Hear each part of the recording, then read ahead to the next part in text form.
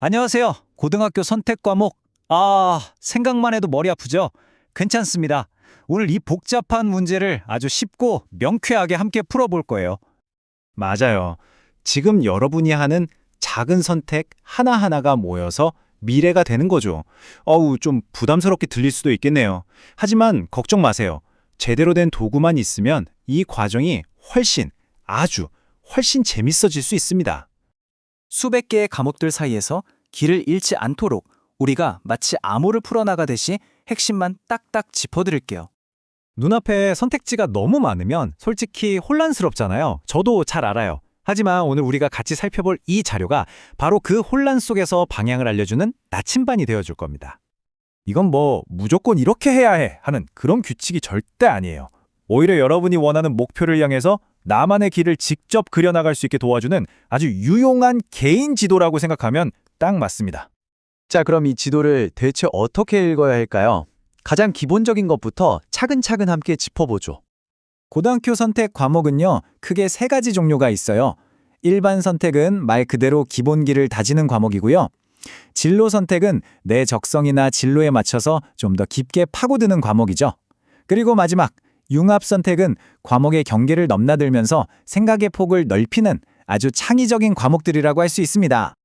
이 가이드는 모든 대학 전공을 딱 7개의 핵심 계열로 나눠놨어요. 인문, 사회, 교육, 자연, 공학, 의학, 예체능 이렇게요. 덕분에 내가 가고 싶은 학과가 어느 분야에 속하는지 한눈에 파악하기가 정말 쉽죠. 자, 그럼 첫 번째 영역으로 떠나볼까요? 인문 계열의 실제 사례를 보면서 이 지도가 어떻게 작동하는지 한번 살펴보겠습니다. 인문 계열에서 정말 인기가 많은 학과 중 하나죠. 바로 심리학과를 첫 번째 예시로 들어보겠습니다.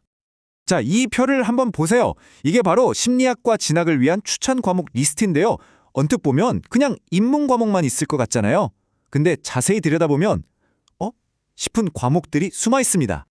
핵심이 바로 이거예요. 심리학은 단순히 사람의 마음을 이해하는 걸 넘어서 과학적으로 탐구하는 학문이거든요. 그래서 탄탄한 수학, 통계학 지식이 필수라는 거죠. 심지어 화학이랑 생명과학까지 추천 목록에 있잖아요. 이 지도가 바로 이런 중요한 사실을 아주 명확하게 보여주는 겁니다. 학생들이 진짜 많이 헷갈려하는 부분이죠. 경영학과랑 경제학과. 이름은 비슷한데 대체 뭐가 다른 걸까? 이 미묘한 차이를 한번 비교해 볼게요. 바로 이겁니다. 이 슬라이드가 차이를 딱 보여주죠. 둘 다 수학이 중요하긴 한데 경제학과는 미적분 2나 경제수학처럼 훨씬 더 깊이 있는 이론적인 수학을 요구해요. 반면에 경영학과는 좀 더 넓은 범위를 다루면서 실용적인 응용에 초점을 맞추고 있고요. 자, 이제 다음 영역으로 넘어가 볼까요? 자연과학과 공학의 세계에서는 이 원리들이 또 어떻게 적용되는지 한번 보시죠. 요즘 가장 핫한 분야 중 하나죠. 말이 필요 없습니다.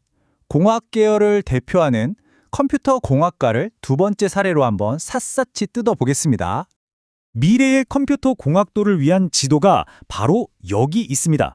컴퓨터 공학이라는 큰 산을 오르기 위해 어떤 장비들이 필요한지 그 기초 과목들이 한눈에 쫙 들어오네요.